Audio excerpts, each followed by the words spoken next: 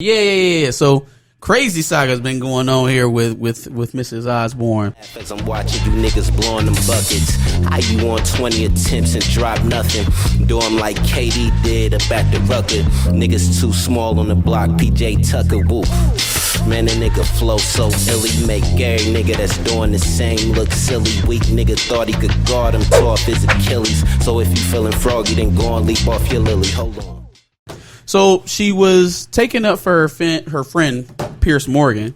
Piers is a after the whole saga with Prince Harry and Meghan Markle and how black is your baby and leaving the royal families. Piers Morgan had gotten his feelings on his morning show, stormed off, and so a lot of people were pointing to the fact that Piers Morgan often told a story about how he went on a date with Meghan Markle, right? And that she met Harry and never called the nigga back, of course, right?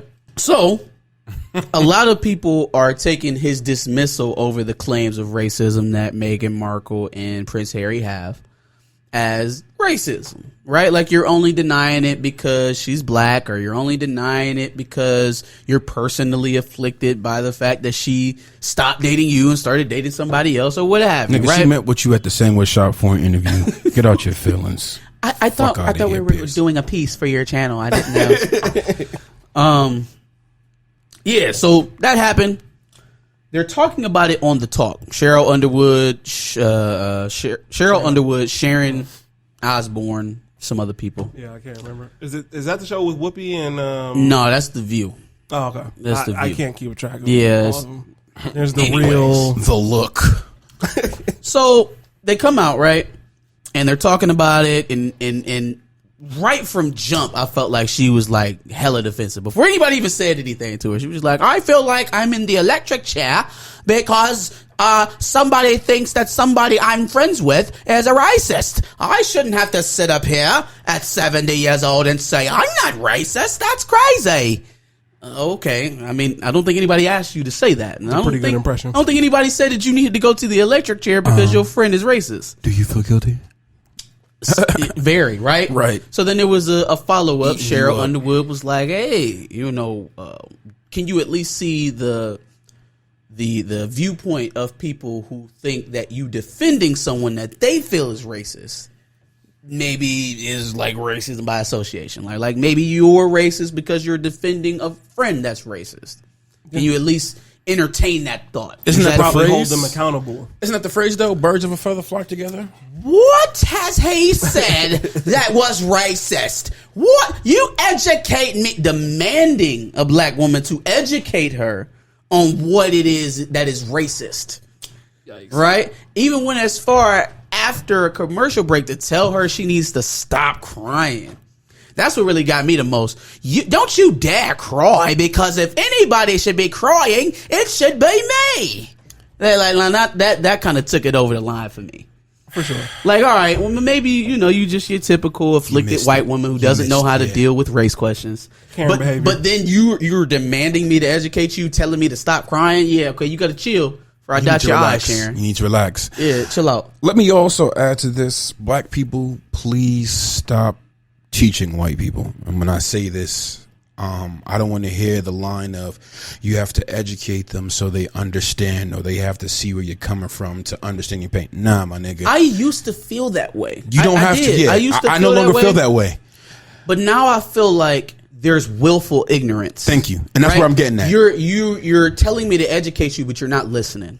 You're not coming into this trying to understand. You're coming in this trying to defend yourself, which is always going to lead you to not listen to what it is I'm trying to say. You're being defensive and dismissive. From that standpoint, it's not on you to force this information down their throat. If they don't want to have it, they want to have it. They can find it if they want to. Listen, Google is free. World Star Hip Hop and Instagram are free.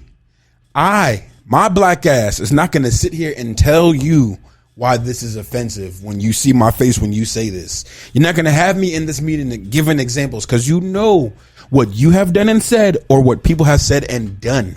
Oh, it's not over. We're not done with Miss Sharon. So went ahead and had that whole fucking rant, right?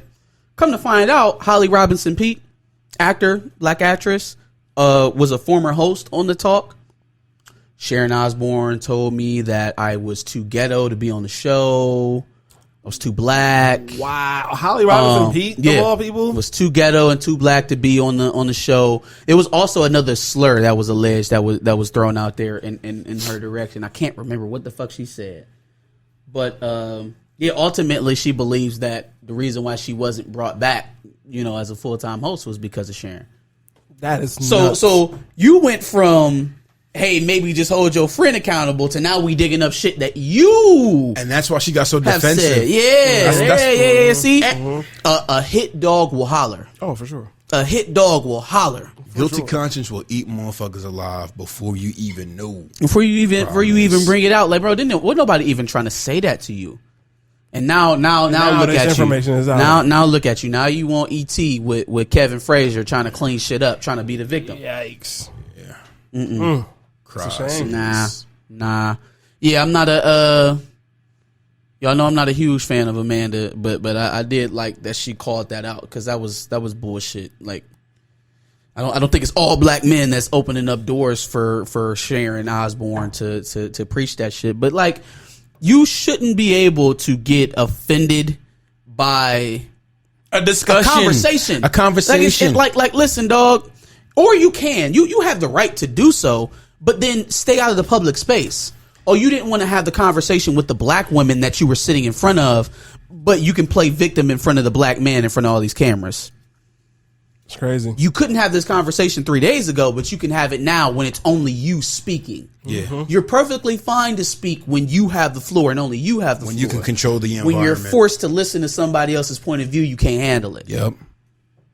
It's a fact.